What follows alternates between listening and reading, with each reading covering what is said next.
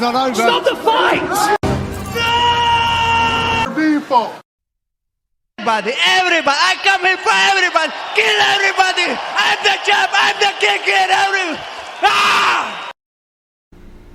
All right, guys, welcome back to Broke Bets. Lane here with you. Got my co-host with me, Carson. What's up? Yo, yo, yo! We are back. Yeah, it's been a break, and coming off of a absolutely killer UFC 203 or 303 card, swept the bets. Stick around for the end of the video on that one, and yeah, just continuing to bring the money in, and of course, check out that Patreon, guys. A ton of line movement beat on this card as well. So, yeah. Okay, right into it. Josh Fremd versus Andre Petroski.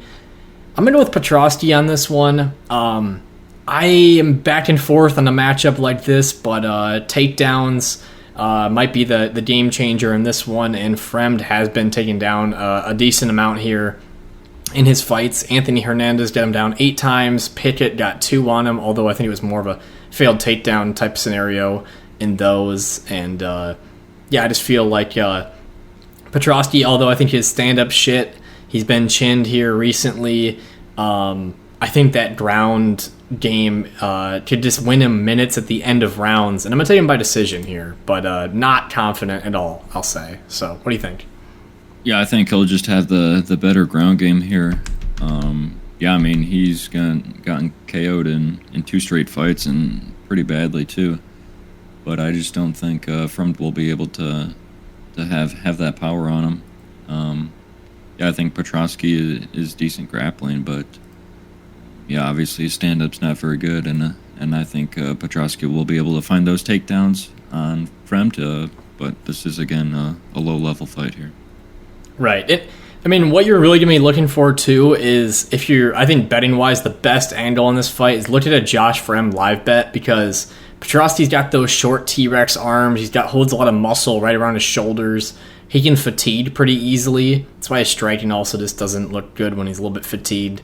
And there's a good chance that Fremd could mount a comeback in rounds 2 and 3 just with that expendage, or him expending energy. But yeah, Fremd, he's had some nice damaging moments on the feet, but he also had horrible moments versus Jamie Pickett where he tried to force a takedown the whole fight and couldn't really get one. While Eric Anders was able to drag Jimmy Pickett down pretty fucking easily all the time. So, it's just, yeah, it's just what you said. Low-level fight here. So, take your pick type deal. All right. Petroski by decision. Okay, for the next fight, we have Montel Jackson versus Damon Blackshear. Taking Montel Jackson here, very, very close fight again for, I think, the second one here. I just think Montel, though, more power on the end of his shots, and I think more scenarios where he's going to have bigger moments to win over rounds. I think you look at this matchup, the grappling's be kind of neutralized. Both guys have good wrestling, good submission skills themselves, and I think Montel, sometimes he can be a little bit low volume, but those heavy hands might be the deciding factor in some of those moments. So, give me Montel by decision here. What do you think? Yeah, Montel is super long and lengthy, too. He'll have a little over 3 inches of reach advantage here, and I think he'll be able to capitalize that. He uses his reach well and his length. Like you said, it can be a little low volume, but when he's hitting you with some power shots. So, I think he'll be doing the more damaging strikes here, and I lean towards decision, but what do you think? Yeah, I like decision here. Damon puts out a lot of volume with kicks and kind of like lighter punches at range, but again, not super effective. He does most of his work in the grappling, but it also can fatigue him, so if he starts with a heavy grappling approach, and even if he does get Montel down, there's a good chance he could slow down as the fight goes on. So, yeah, neither guy has been finished before, so probably goes the distance. But yeah, when Blackshear is fighting the step up in competition with Batista and Farid Basharat, he's lost. So. Right. All right. Montel Jackson by decision. Okay, for the next fight, we have Luana Santos versus Mariya Agapova. Going with Luana Santos here. Luana Santos was up at bantamweight, missed the weight up a weight class. I think we talked about this prior, Carson, but I think we talked about how she possibly got on the American diet, probably eating Twinkies every day, and then she now fixed that. She's back down to 125, and she's got, I think, just a better overall game. Agapova's struggled with her ground game throughout the UFC. Now she's faced okay fighters in the last two, or good fighters in the last two, but overall, we're going to take Santos by submission. We're going to say she gets that ground game win in round 2. Yeah, Santos, according to her Instagram, is looking pretty good, if I do say so myself. But yeah, she's got a judo background. I think she'll be able to land some of those takedowns and trips and throws. Her stand-up's okay.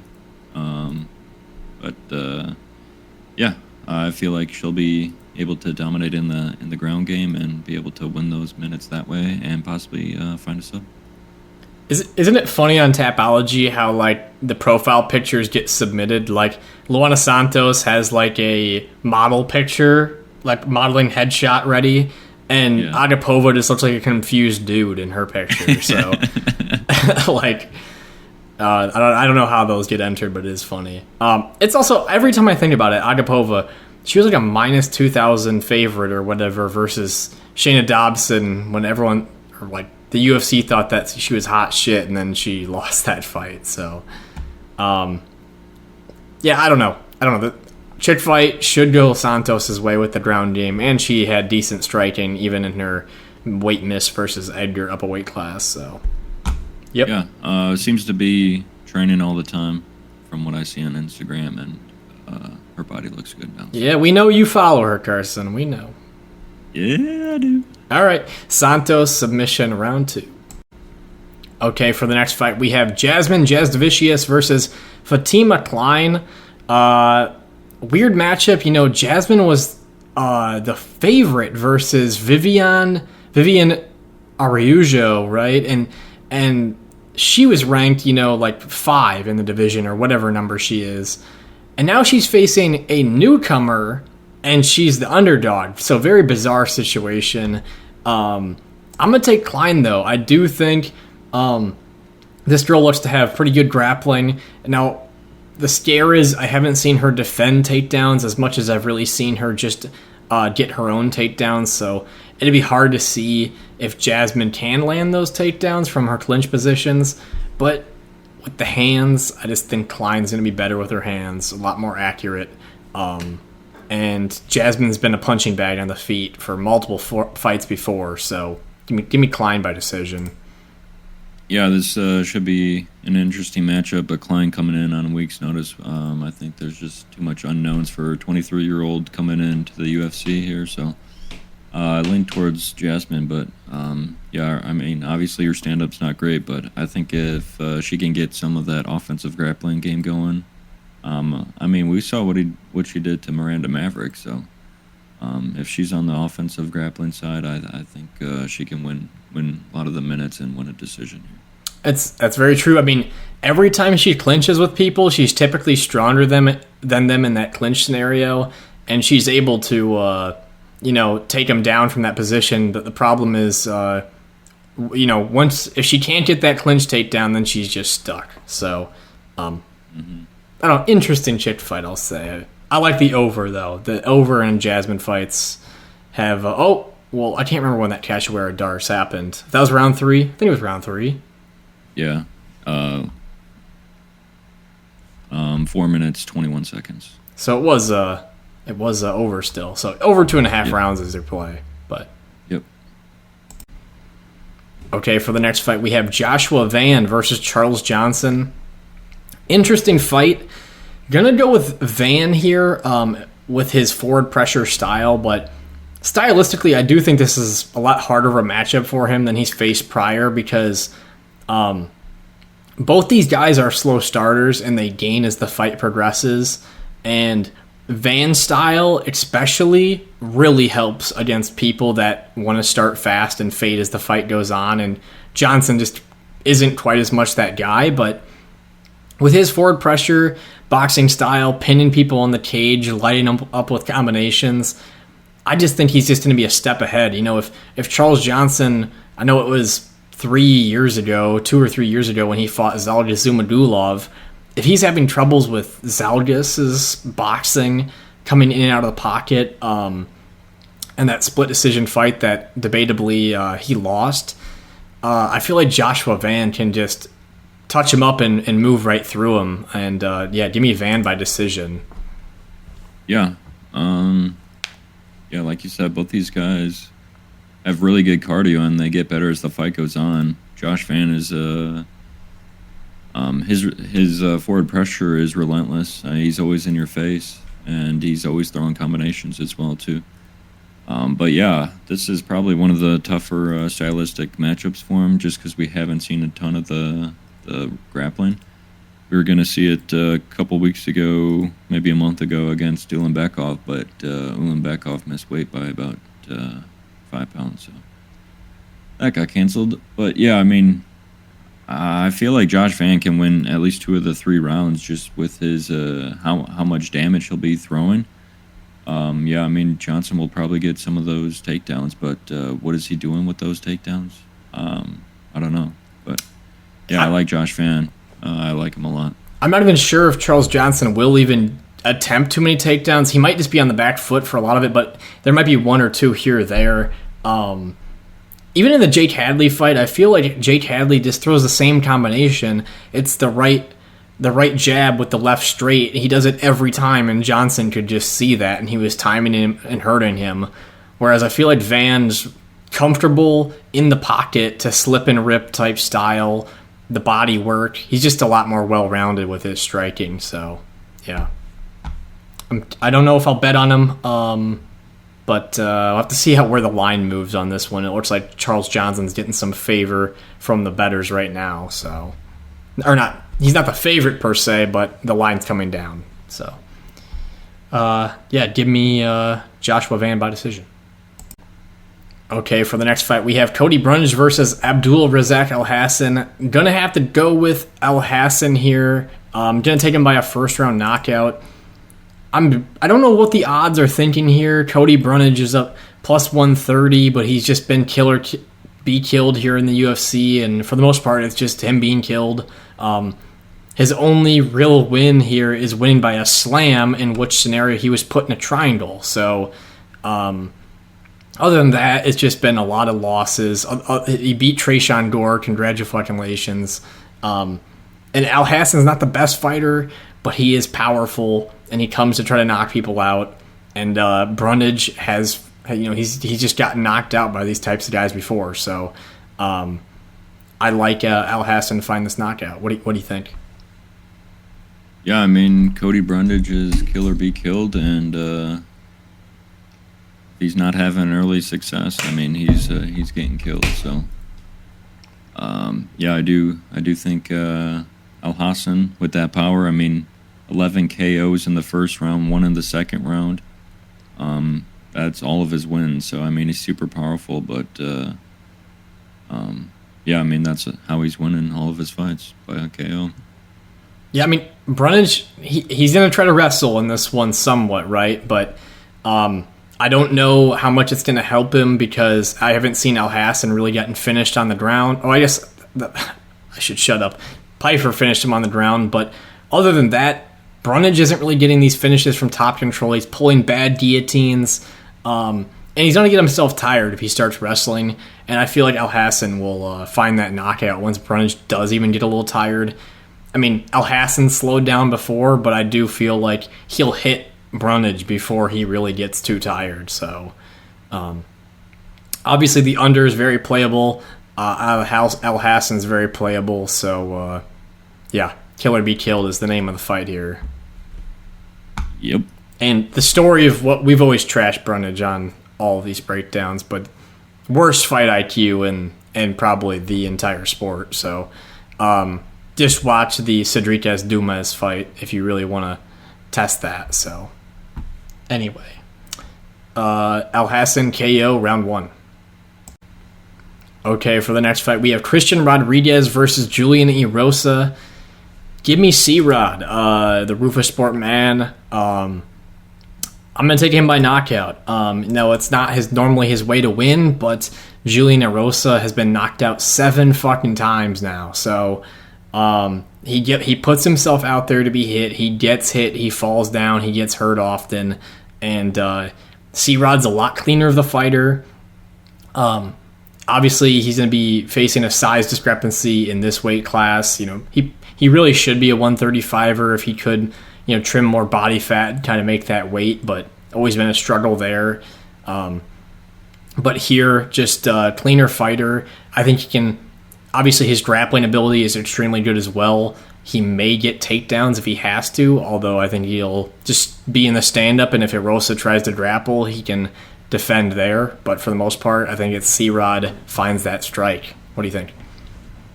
Yeah, C-Rod's got a really good gas tank as well too. If it does go longer, I feel like C-Rod could maybe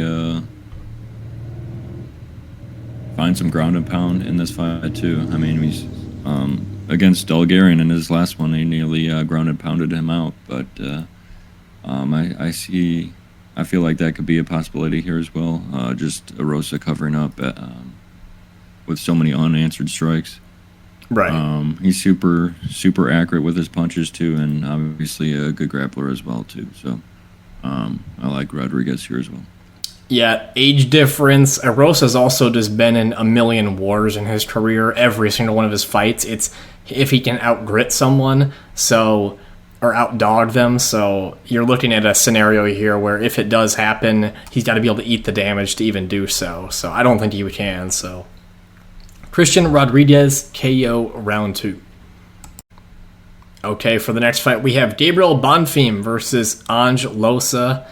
Now, we know Gabriel spoiled the party for us with Nicholas Dalby, but truthfully, good game plan from Dalby there. Bonfim wasn't ready for that high-pace action where he could control his energy. And I think in this one, I got to take him. I got to take Bonfim. I feel like I think that was more of a one-off type fight where he met a guy with extremely good cardio who could eat the damage and kind of keep moving forward. Ange Loosa just gave up in by an eye poke he was fine for. Tried to fight Brian Battle after the fight. Just bad look. I feel like Bonfim will find a submission here. I'm gonna say it's a guillotine. I think he just has so many abilities with that submission game that he could easily just get one from the feet at some point. And Loosa might get a little nervous on the feet if he starts getting hit too much and shoot a takedown. So, what are your thoughts? Yeah, Bonfim's never been to a decision before. He's a finisher in the one loss again in his last fight, Dalby, where he gassed out. And guess what? We're in altitude here in Denver, so that's could be a scare. I didn't even consider any of that so far. Damn it. Yeah.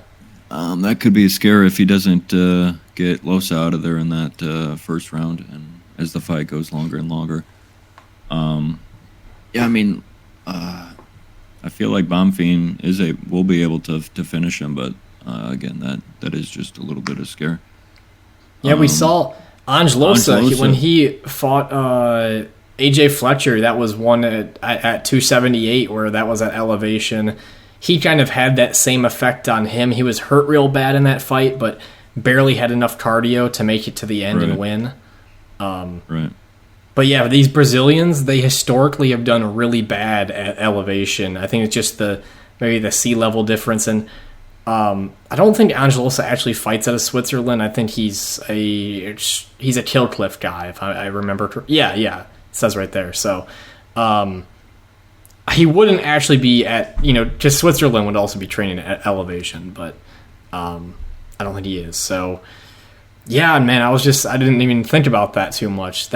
I was like, maybe I'll use Bonfim as a parlay piece, but yeah, now thinking about that, I don't know. But I think maybe Bonfim by finish, but I don't know. Loosa's never been finished before, but I feel like Bonfim could change that. I always feel the thing is, I feel like Bonfim's one of those fighters where when he's dictating the pace of the fight, he's going to be destroying his opponents. But the second Dalby started putting him on the back foot, you could tell Bonfim was just not ready for that. And I don't think Ange Loosa is the type of guy that's going to put Bonfim on the back foot. And if he does, he'll probably get submitted trying to do so. So, right.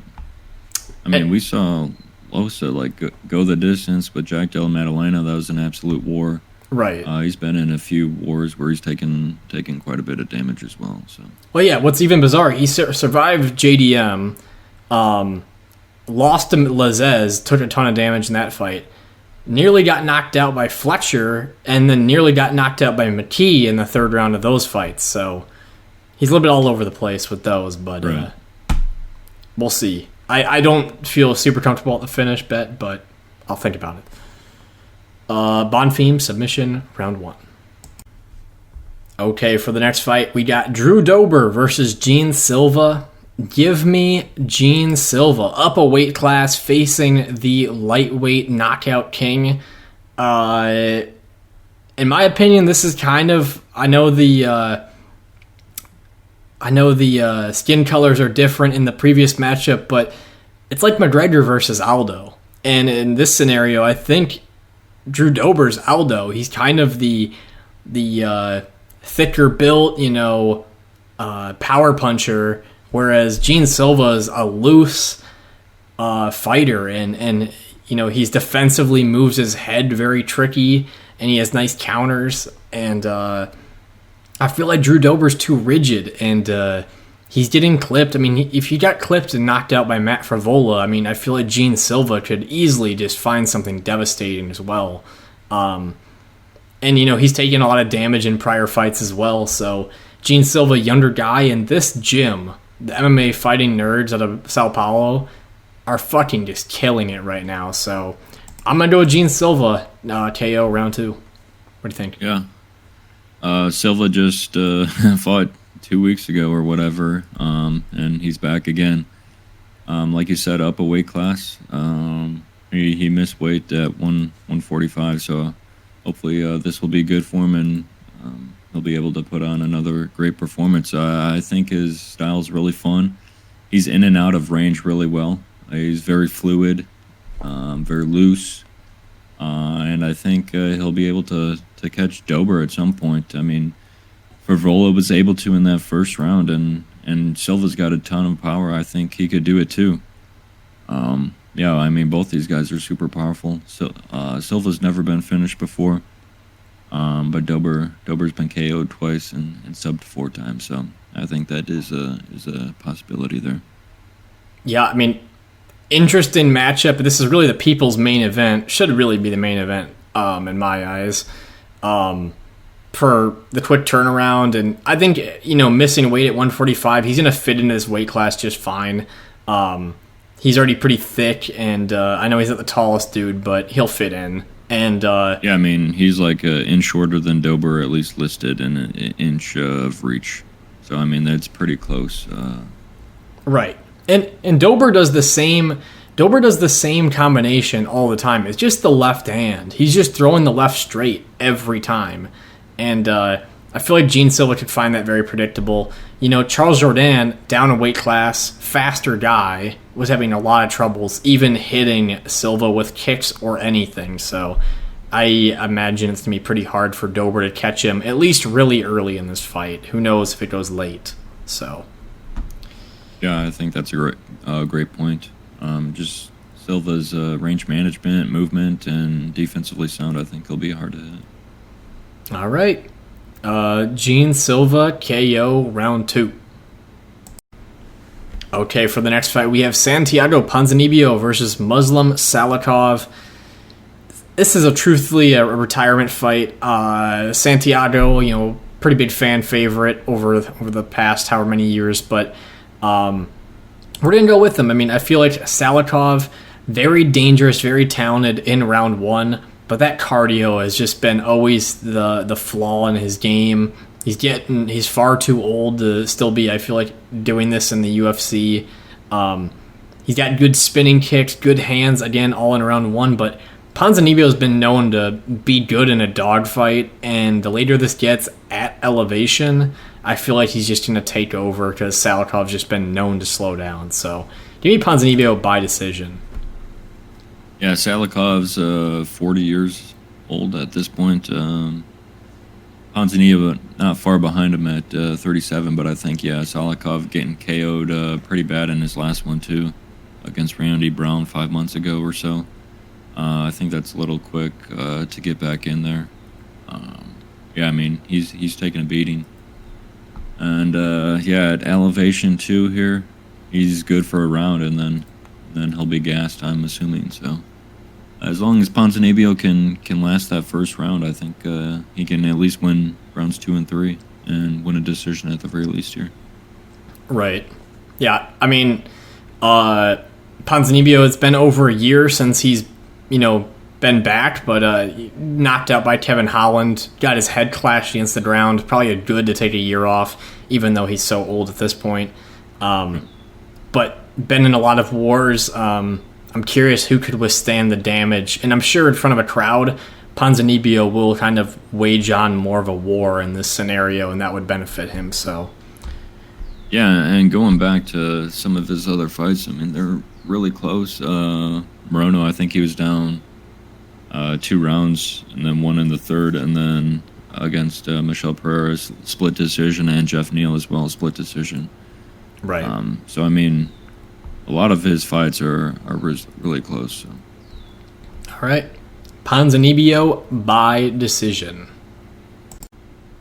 Okay, guys, before the main event prediction, please, as always, drop a like, subscribe, comment down below.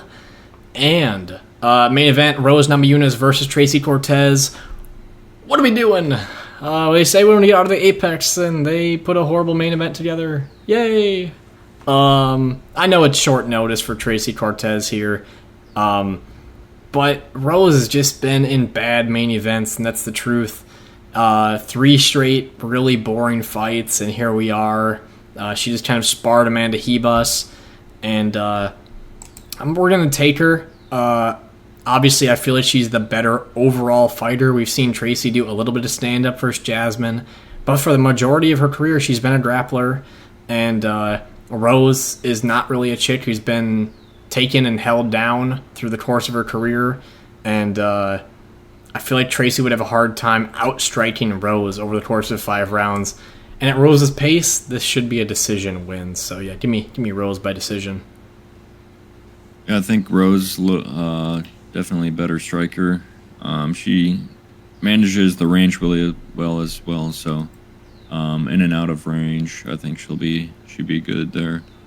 I think Cortez will have a hard time getting close to Rose and eventually taking her down. Rose is decent takedown defense, but maybe it's a Carla Esparza fight where she doesn't throw anything and is just waiting to stuff a takedown. But Pat Barry will be in that corner.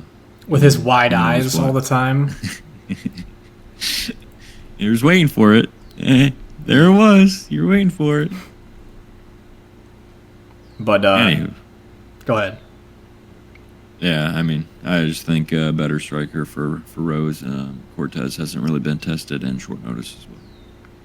Yeah, it feels weird for this card to end in such a weird way. The last 2 fights are just a little bit for the given scenario, but I guess I have no idea what's going on behind the scenes. Put Peyton Talbot as a main event on one of these cards. Why the fuck not, If Bo Nickel can be on the main card of UFC 300, why don't we just put Peyton Talbot as the main event on one of these? Why the fuck not? Let's throw the name. Yeah, I mean, why not is right. He is from Reno, so maybe they go to Reno for him, but... I mean, he did win in 19 seconds. They could just give him some... No damage as well. I mean, he's not getting the Bo Nickel treatment either, where he's getting a taxi driver on a 6-month notice to fight them, Anyway. Yeah. There was only eight fights on this card until last week. They added 3 more, so... Right. This card has been cursed, it feels like. Yep, and then we have another chick main event after this one, but I'm getting too off topic here, so let's get to the bets, because that's the fun stuff that we want to talk about, so... Yeah.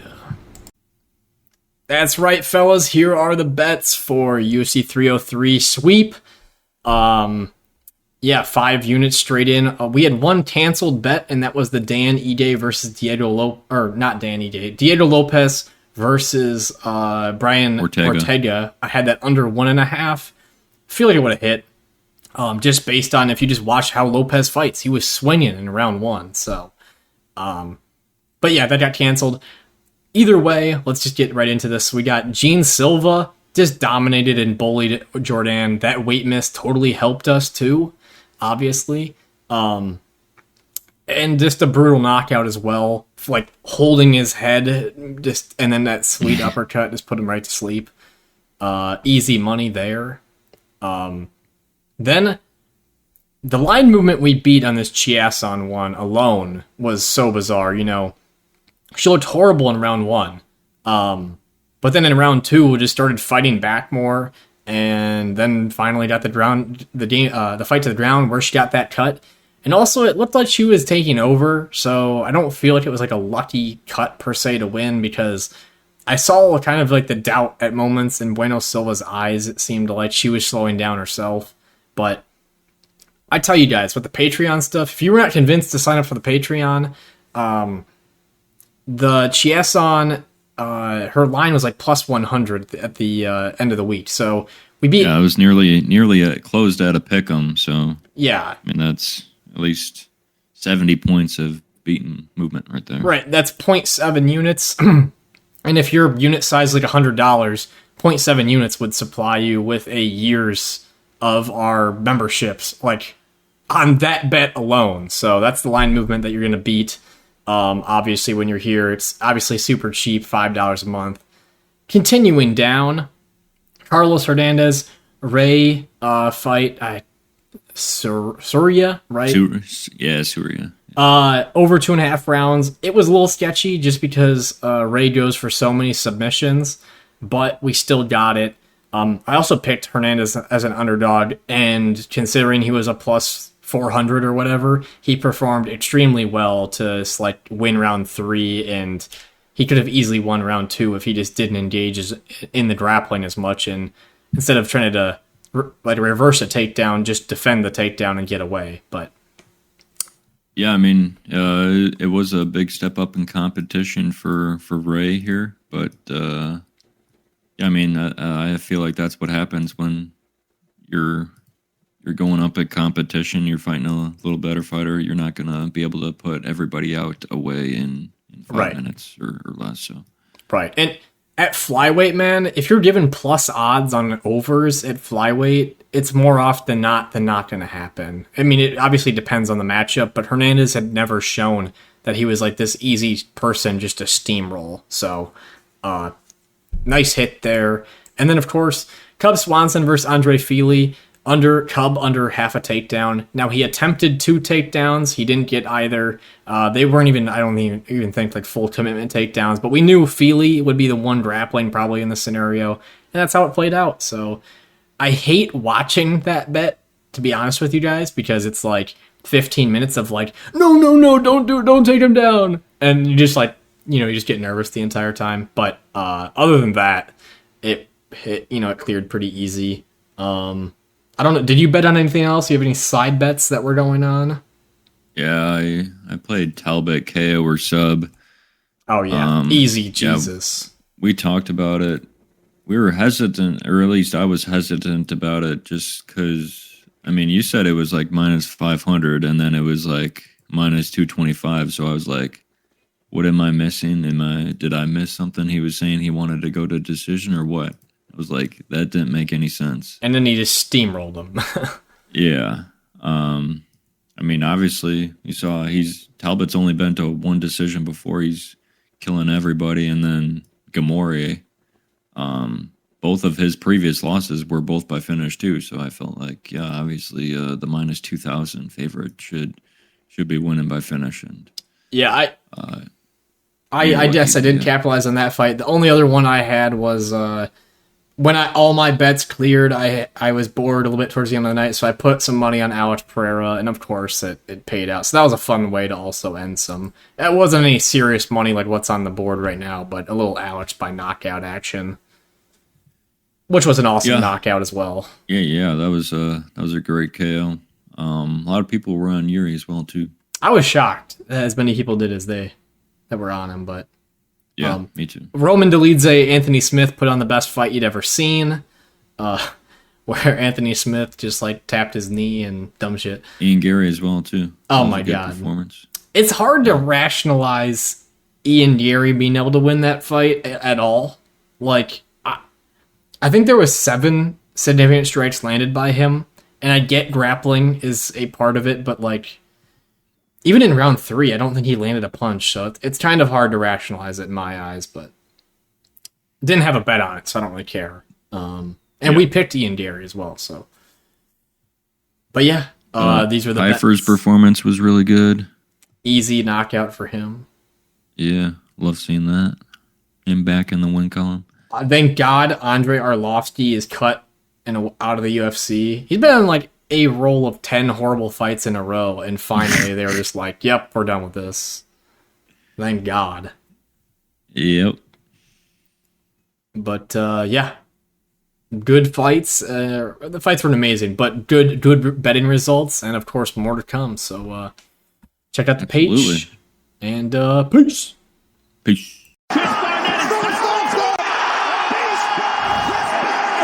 I know. It doesn't matter from the trenches. I'm built like this. The old doubted me said I couldn't do it. The old said I couldn't do it. Look at me now.